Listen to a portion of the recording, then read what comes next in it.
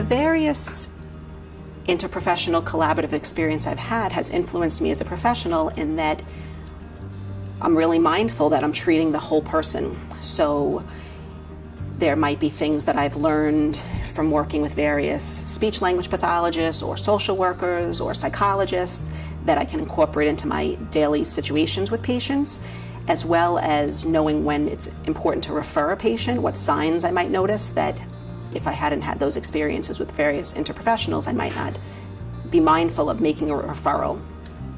I think the most important thing that you get when working with a team is understanding another person's perspective about things, because all people have different trainings, so they have, of course, different perspective.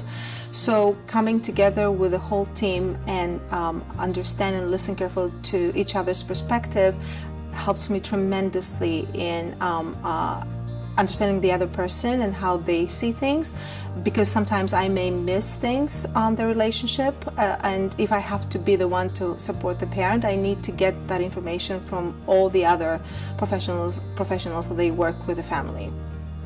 Interprofessional and collaborative experiences are extremely important as an occupational therapist and just to build a good team of healthcare professionals for your client. We all want the best for our clients, so it's the optimal way to do that is to work together, because we all have a different lens. We all come in with a different angle of looking at our client. So being able to have that time to speak with someone really can make a difference and impact your therapy. Sometimes we would work very closely together. For example, the physical therapist and I, as a speech pathologist, would work with the same child together. So the physical therapist would emphasize positioning and the child's muscle tone and alignment, and I would say work on speech sound development.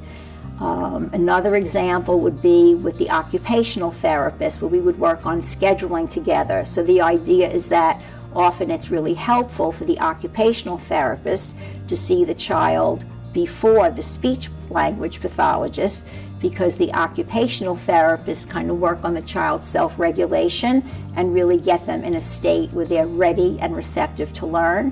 And then the speech language pathologist can work on facilitating language and communication. So those collaborative experiences were really very important to me.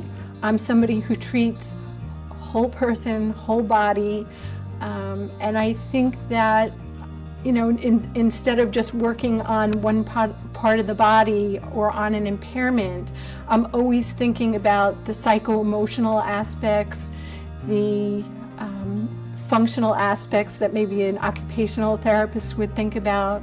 I've taken a lot of coursework now in pelvic floor and breathing, and those things apply to how a speech therapist might interact with the patient, and working with something like that with postural control so that phonation could be easier. So it has shaped me a lot as a practitioner. And I also, from one of my professors years ago, I learned that if you're causing somebody pain, find another way to do it. So I think working with other practitioners has taught me, it's given me a lot of other tools for how to approach a patient and find a different way that works.